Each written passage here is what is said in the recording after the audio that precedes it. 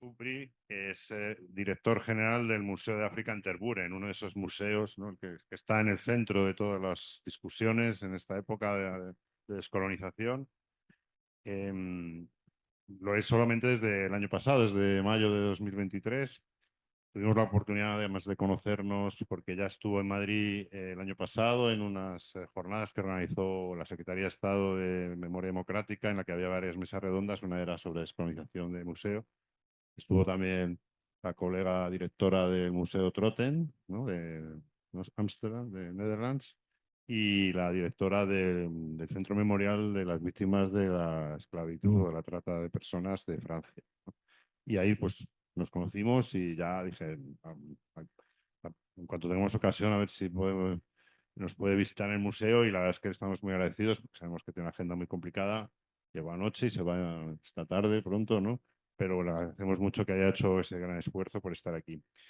Bart Ouvry es licenciado en Historia y Comunicación en la Universidad de Gante y su carrera es la carrera de diplomático, ¿no? Desde 1986, hace casi 40 años, y la verdad es que, pues claro, eso también le ha dado una visión muy privilegiada de las cosas que pasan en el mundo, ¿no? Que lo que están pasando han pasado durante estas décadas. Ha tenido encargos diplomáticos en Oriente Medio, en Europa, en África y en las Naciones Unidas. Y concretamente ha sido embajador de Bélgica en Nairobi, en Kenia, y de la Unión Europea en Kinshasa, República Democrática del Congo, y Bamako, Mali, ¿no? Durante toda su carrera diplomática ha estado interesado por contribuir o fomentar la cooperación cultural y científica, lo cual yo creo que le ha dado el perfil, ¿no? Para optar a la plaza de director general del Museo de Tervuren. Como bien sabéis, pues está también inmerso en este proceso de reflexión, de repensar. Yo creo que han dado ya pasos muy significativos, ¿no? Y bueno, él me puso una nota, ¿no?, una frase, ¿no?, que intenta sintetizar eso que están haciendo de manera muy sencilla, diciendo que ya no trabaja sobre África, trabaja con África. Pues nada, Bart, muchas gracias. Gracias. Good morning. I'm not going to try to speak Spanish. I remember my professor saying, no es posible, whenever I had not well learned my lesson. So I'll stick to English. So I'll give some history. I'm a historian myself, and in this place, as you can see it on the picture, you have to know something about history. But I believe if you look through a window, I think it's important. I believe that as museums, we need to reinvent ourselves. We need to do it in general, but certainly when you work in a colonial context, you absolutely need to reinvent yourselves. But let's first go into geopolitics. I think the changes which we see today, they are not neutral. They are linked to geopolitics. There is a power struggle ongoing, and we have to admit that as Westerners, and certainly as Europeans, our situation on the planet is not what it used to be. You like it or you don't. I think some of our difficulties which we have as museums are linked to that. Some of our public don't like it. Either way. And it means that we have to recognize that. Just a short return on history. This is our first Belgian king. Belgium is a relatively young nation. And this king had to accept 9 years after becoming a state that Belgium was a buffer state. And that actually meant for his successor, the future Leopold II, that he said, we need to change our status.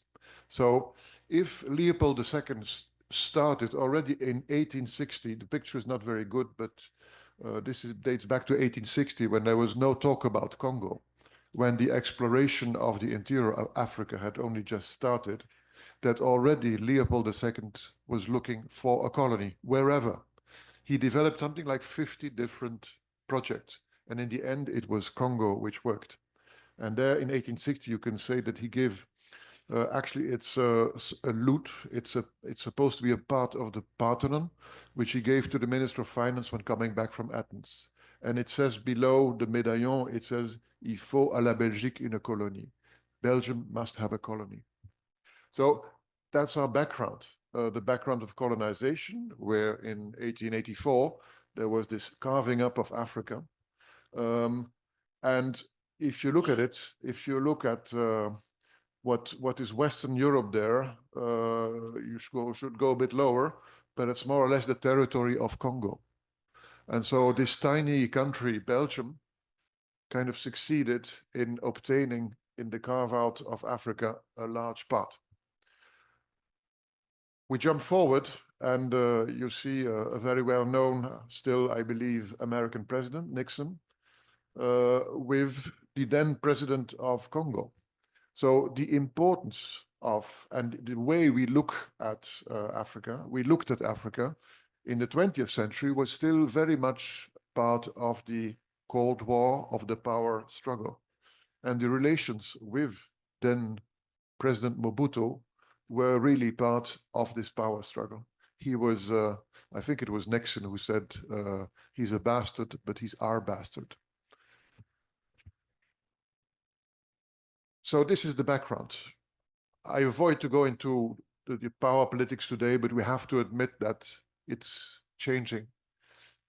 Asia has emerged, Latin America has emerged, and Africa today considers itself more and more as an emergent continent. This means that we have to review our copies, whether it's in the basis in ICOM or whether it's in our museum.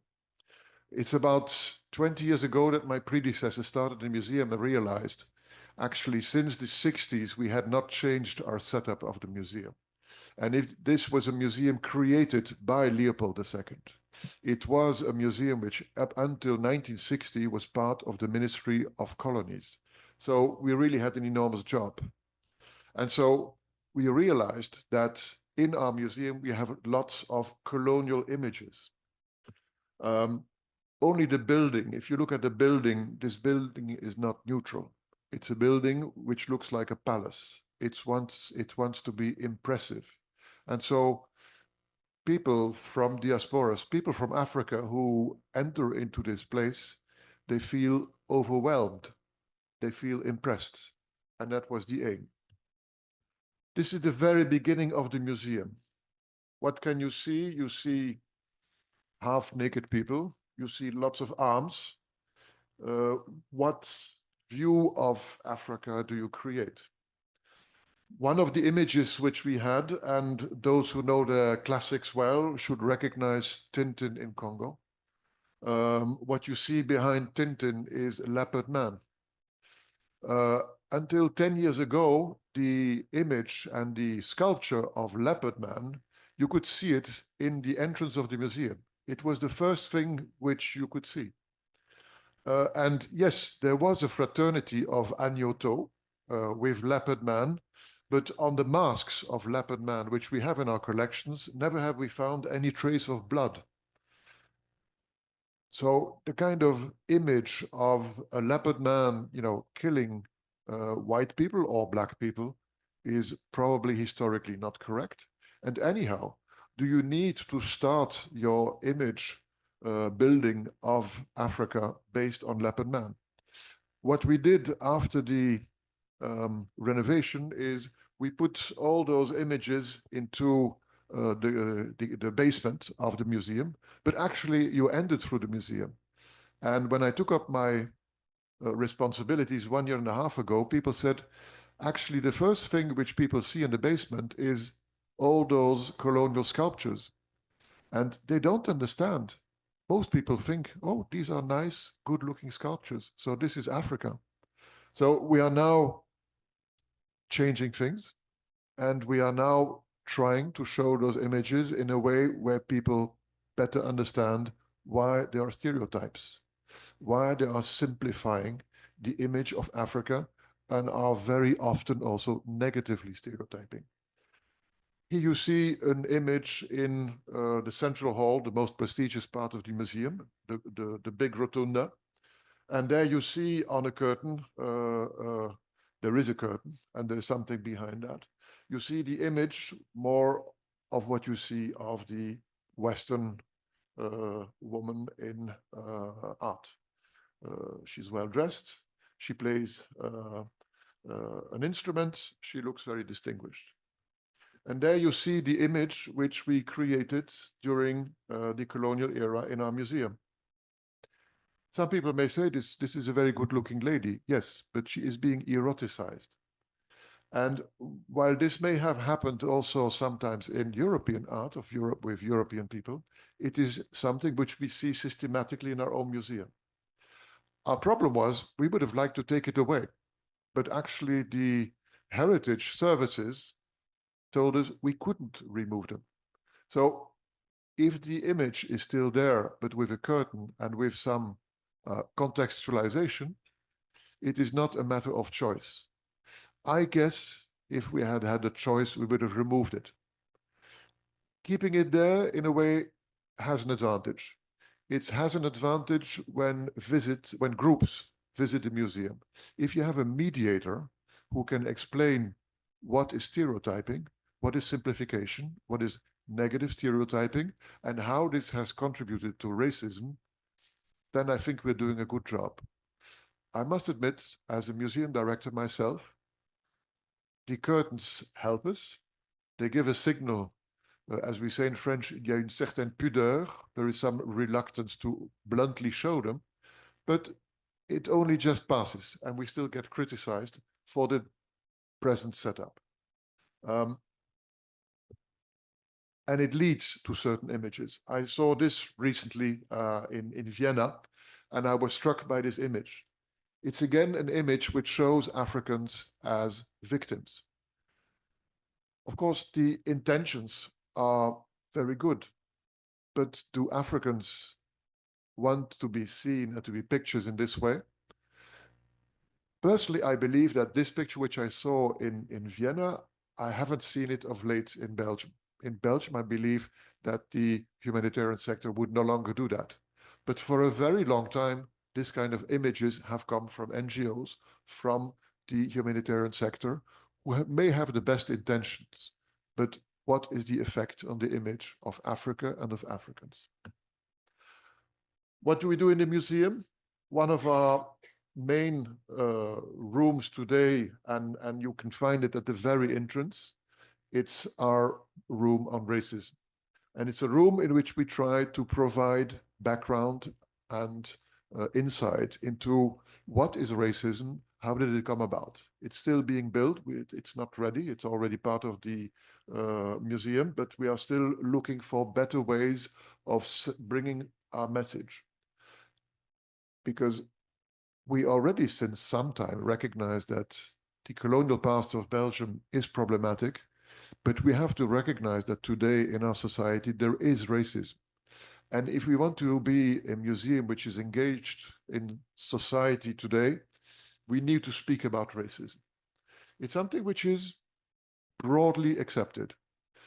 We have, for example, a cooperation with the soccer federation, the Voetbalbond, and they regularly bring to our museums fans which have committed acts of racism on the soccer field, and they do a visit to the museum. And this is the first space which they see. And we find that in general, reactions are very positive. They come out of the visit with a view which has evolved, which has changed. I believe it's there where museums can play a role in changing society. We already talked, Hannah, you talked about restitution. It's a very hot topic. In our museum, 2/3 of the collections have a colonial origin. They're from Congo. Of these 2/3,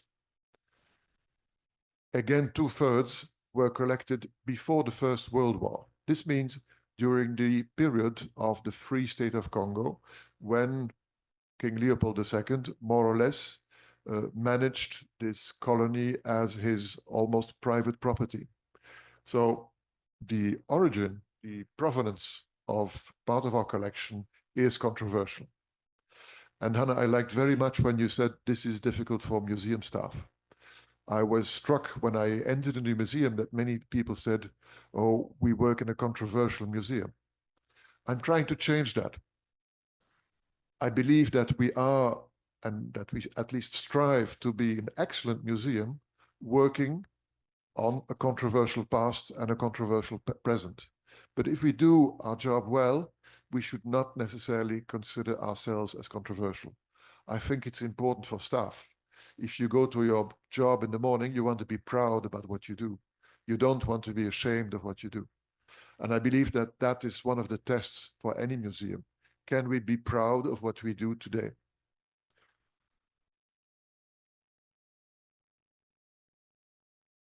I see, I struck a chord. We all have that problem.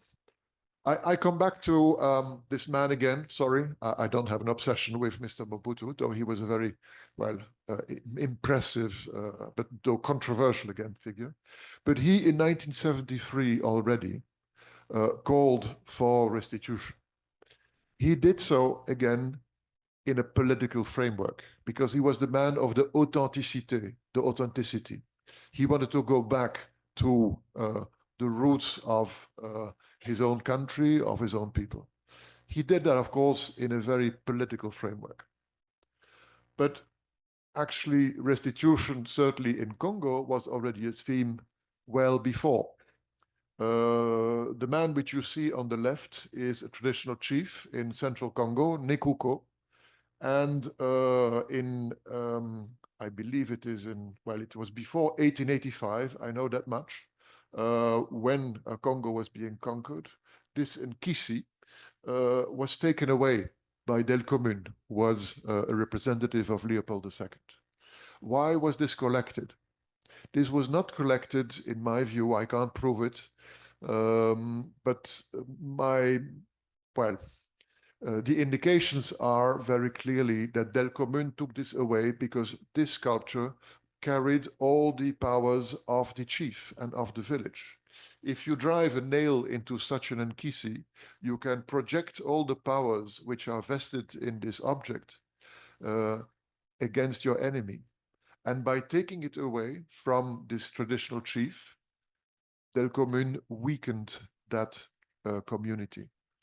In our view, this is clearly an example, first of all, of restitution being asked, because in a very formal way, Chief Nekuku asked for restitution, but the piece is still in our museum. In 2022, we voted the law, and even before this law was voted, there was a state visit to Congo.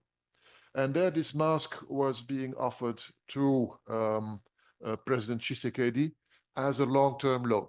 We didn't have the legal basis yet to give it back. So this was not a restitution, but it was a, let's say, a diplomatic signal. We really want to go forward on restitution. When I entered the museum after a few weeks, I had someone from the diaspora coming to see me and who said, "You people are crooks. This object is actually a copy. This is not an original. It's something which you produced in the museum. And so you give back a fake object.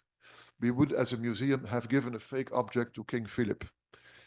You might say this is outrageous. It is outrageous, but it is a story which is being widely spread in the diaspora community in Congo and even beyond. A few weeks later, from a civil servant in the Ministry of Finance, I got the message, oh, actually this long-term loan, the object was sold a few weeks ago in New York with Sotheby's, I believe. And he sent me a whole article, which was well written. But of course, it's outrageous. This is a Kakungo mask, and there are only maybe 30 or 40 of those objects present in museums. Not many, not to our knowledge, on the private market. So Sotheby's would immediately, within a few seconds, have identified this mask because it's well documented. So again, this story is outrageous. Why do I tell this? It proves that on matters of restitution, there is a political background, it is controversial, and if we do not communicate well, if we do not take the time to talk to communities, we are not going to do a good job.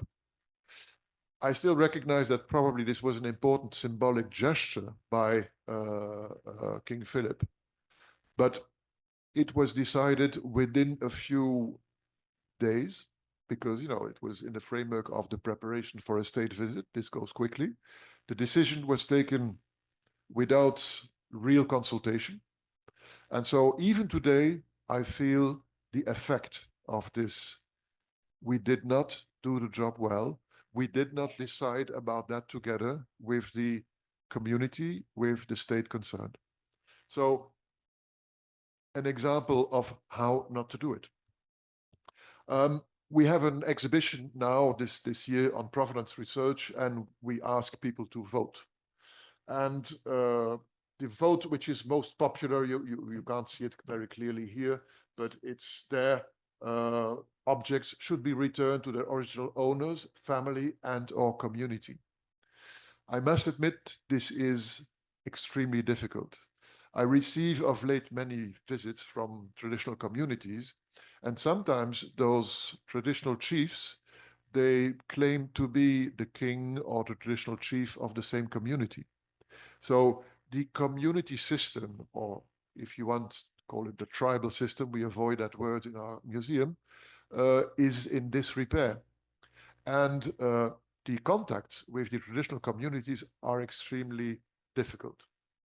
For us, this means that the law which was voted in Parliament 2002, it says that we will do restitution with states. But if those authorities, if, for example, the former colonial state, now Congo, does not work on restitution with communities, this may lead to tensions. Even some claim that even on the Kakungu mask may have been the trigger for some armed conflict in the province of Central Congo. So this process needs to be done with utmost care and taking into account all the spiritual, religious, social, cultural elements which are in society and which are very much present in society. If we do not do it well, the whole process may come into disrepute. And it is one of the reasons why probably today the Congolese state has not yet taken a clear position on restitution. There was a proposal from the Belgian side to conclude a treaty in order to create a framework where, for example, we would have a common scientific commission giving advice on the different objects.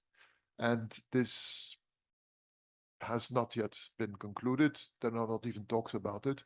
The Congolese side is still looking for an approach which can bring together people rather than creating more difficulties. And I confirm that provenance research is very important. We have invested quite a lot in that. And we do it with researchers and with communities in Congo. It's the only way to do it because our archives are silent. For example, anything which is in our collection before First World War, 19% of that, we know nothing. And the rest, it doesn't mean that we know a lot. We find that oral history, for example, in the African context works very well. We also have archaeology, for example, and whenever we do archaeological work, we always first talk to the communities. And very often they know exactly what has happened in sometimes a faraway past. So, few words about decolonization. I have the title, it's your conclusion, Hannah. Decolonization means different things for different actors. First of all, you have the diaspora. The diaspora today, certainly in Belgium, here you see, I think some of you may know him, Stromae. They are very present in cultural life. They become ever more present in media. They could become ever more present in politics. But they want to go fast forward. And for them, the museum is not necessarily an aim in itself. it is a way for them to improve and to strengthen their position in society. So we have to accept that certainly the activists, the way they look at our museum is something which for us museum people, there's not always a very clear understanding of where they stand and what they want. We must recognize that there is racism in our society. So some of the strife, some of the controversy which we see, we cannot solve it as a museum alone. We have to work with others. And I must admit, if I would have the solution for all of that, I would be so proud, but I don't have it. And I'm really struggling to find a solution. If any of you has, well, there are good practices. And some of those practices today are, for example, that if we build an exhibition, we do it in co-creation with at least one curator from Africa or from the diaspora. There are a number of good practices. But does this solve all my problems? No. For example, we are a state institution. I depend from a ministry. I have a board of directors, but that board of directors is completely internal. Well, I try to find solutions. For example, in the board of the scientific board, I insisted on having, on the 8 members, to have 3 people who identify themselves as being with a diaspora background. That helps, but I can tell you, many people believe it's not enough. When I was in May 2023, when I was nominated, the Standard had as a header, it's again a white man. I was glad that it's not again a white old man. Well, and then there's the second category. There is not one family in Belgium. Some tell me, oh, in my family there were no colonial civil servants, there was no one. And then they say, oh no, actually I had an uncle, a great uncle, and he was a missionary. There is not one Belgian who lives since several generations in Belgium who is not in one way or another, in a personal basis, linked to the colony. It meant that 20 years ago, still a majority of Belgians was convinced that colonization had been a good thing. This has changed. Today, it's a minority, and I believe the figure is constantly improving. But for this group, you need a slow forward, because I understand some of those people come to me and say, well, was my father, who was a colonial civil servant, was he a criminal? Of course, he was not necessarily a criminal. He may have committed criminal acts, but it was the system which we perceive as racist, as unequal. Does it mean that there is a personal... And there I find that we have a very tough job. Because, for example, some of my mediators, guides, are from the with a diaspora background, and sometimes their language is seen as very controversial by some of my visitors. So there we have a challenge.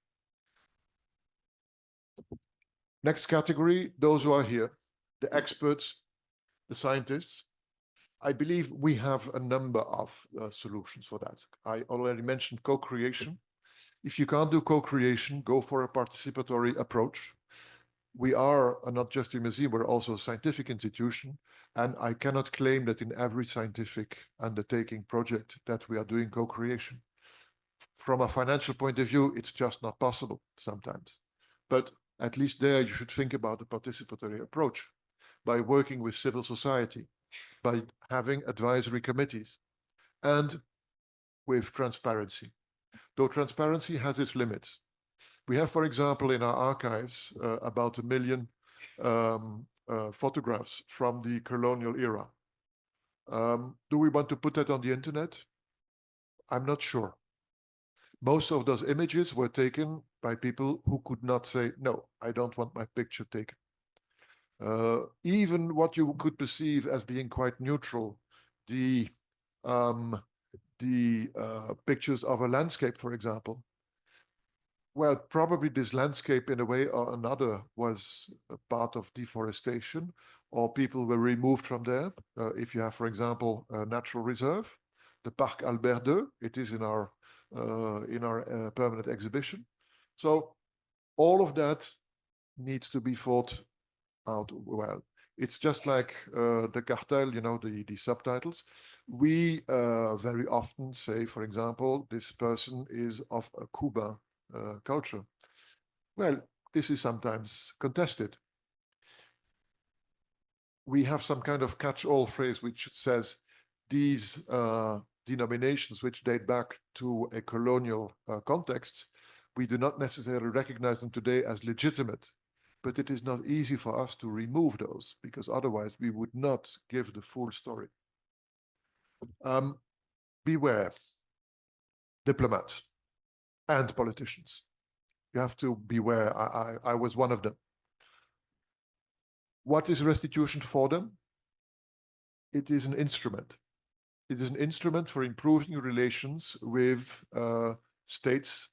And is that necessarily useful? I mentioned the Kakugu mask. I think it's a good example where diplomacy may not have brought us the best possible practice. So the agenda, the political agenda, is not necessarily the social agenda, the cultural agenda, the religious agenda, the spiritual agenda. So we have to be very careful about that. And I'm well placed to say that. But I believe that there is a long-term trend. There's a long-term trend in Europe. We have to admit that the Europe which I have known, I'm from Ghent, a city, university city. I still remember the first time I saw an African person. It was near the university. It was probably a researcher. And I remember looking and saying, oh, this really exists. It's not just on television. Today, Ghent being a university city, it has completely changed. And that goes for the whole of Europe. And I believe that means we have a long-term agenda. This is not a matter of choice. We must do it. And I also believe that, and I spent about 10 years living in agenda, and there you see, of course, the wonderful Mosque of Djenné, but you see the Mokka-Zeit, the museum in Johannesburg. Africans want to move forward. They don't want us, they don't want us to put them into a cage where they are seen as victims just of colonization. Colonization is part of the story, but it is not the whole story. And it's the main criticism which I receive in the museum from African visitors coming from Africa. They say, very nice of you to recognize the past. It's good. But Africa is much more. And you don't show enough of what we are today. The creativity, the importance of biodiversity, you know, all the potential and the richness and the creativity of what Africa is today. And I believe that's a challenge for all of us, decolonize, but at the same time, not remain in our own past and move forward fast to a different Africa. And I know that many Africans want that. And I think I used 2 minutes more than my half hour, which you planned for. Thank you.